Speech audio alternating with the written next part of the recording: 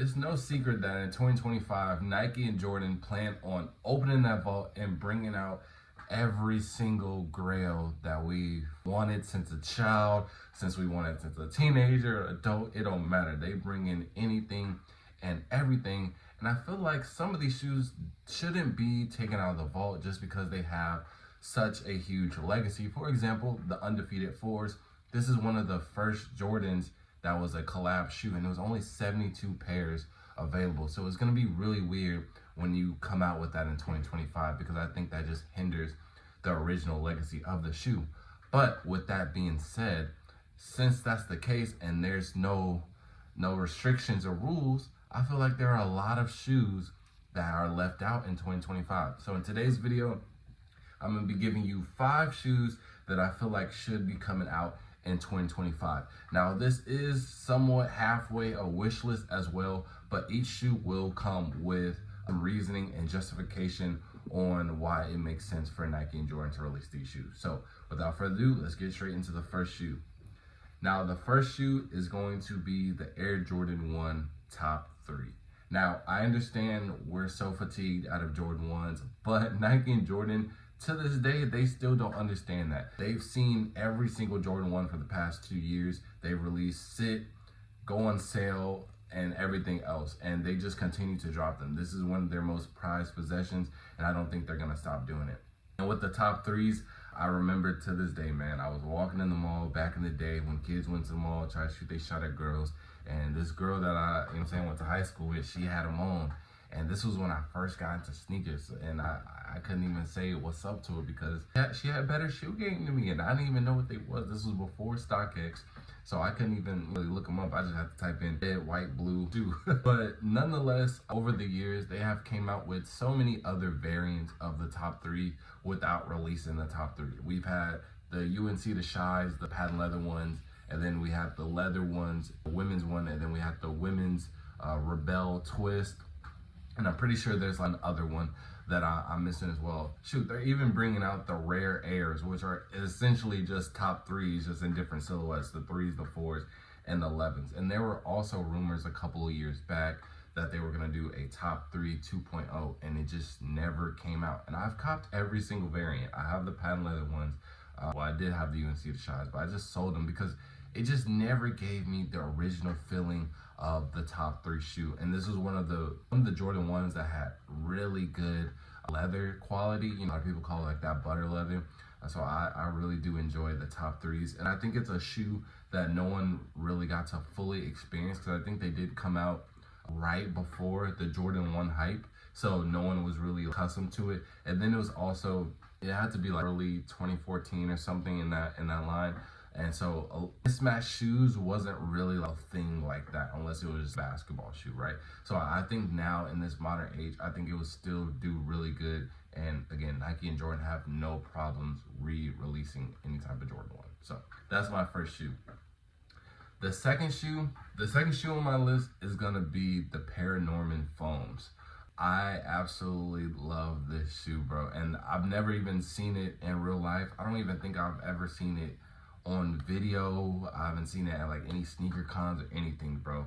If you don't know what it is, it's a shoe that they released, and I'm pretty sure they only released it at a movie premiere for a movie ParaNorman. But this was when, at least for me, when StockX first came out, this was like my modern day Nike ID. I participated in Nike ID too, so I ain't that young.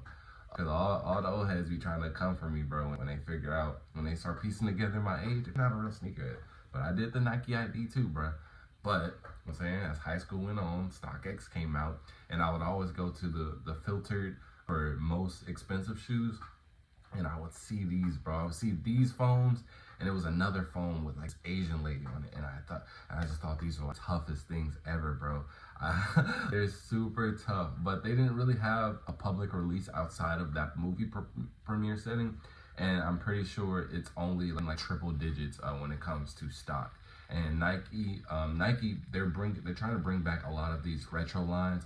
You've seen it a lot this year in 2024. They brought the Kitty 4s. They brought those Deion Sanders shoes. They brought back a lot of the foam posits. And then even in 2025, Jordan, they're bringing a lot of these older models that we're not really used to seeing released in a long time, like 10s, 8s, etc. You know what I mean? So I think that would be a perfect lining for just to reintroduce some of these older models to the new generation. And again, if we're gonna release the undefeated fours and it was only 72 pairs, there's no reason why we shouldn't be able to release the ParaNorman Foams. But man, these are so tough, bro. And I just feel like a good majority of the sneaker culture, even young and old, bro, because I genuinely have not seen a pair in hand, and I'm pretty sure all the pairs at this point, they're sealed up or about to crumble. So it's time for a new one, and I think that would be a good start to bring back some foams, right? Because again, the other foams that are popular, I don't think the young generation would gravitate towards too. You know what I mean? The blue ones, the Penny Hardaways, no young generation really rocks with Penny Hardaway like that. The pink ones, I just feel like there's just so many more better pink shoes than the pink foam. And the Supreme foams, they're not gonna bring those back, but it is. The third shoe on my list, and I know for a fact this isn't gonna come out, but it would be amazing. Any of the old Doernbechers, now they could do something to, because again, all the Doernbecher shoes, they are released to have charitable profits towards the kids who made them, because they are sick / on the brink of transitioning. And so re-releasing wouldn't really be bad, because you're just making more money for the kids. So they could turn around and do that. But there are some grails in the Doernbecher that I feel like a whole generation just never gets to experience. I would love to see the Doernbecher 4s. I love that Superman. I would love to see the Doernbecher 8s, bro. That's always been like a grail of mine too. It just looks so beautiful, bro. And again, there's nothing wrong with re-releasing it, bro. And I feel like everybody would be appreciative. The kids, obviously, they get to see their work come out again. If I know it was a long time ago, so hopefully you're still alive and well to be able to see this. But even if they're not, go to their parents or the foundation itself.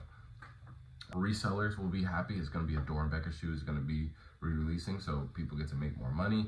And then obviously all the sneakerheads, old and young, they get to grab something that they maybe weren't able to, or it's just like way too expensive to. I think that would be super dope. So me specifically, Doernbecher 4s and the Doernbecher 8s. But you guys can let me know which Doernbecher you would like to see re-released if it were to happen. Now, this fourth one, this is super controversial. I'm not even gonna lie to you, but y'all just gotta hear me out. Y'all just gotta hear me out.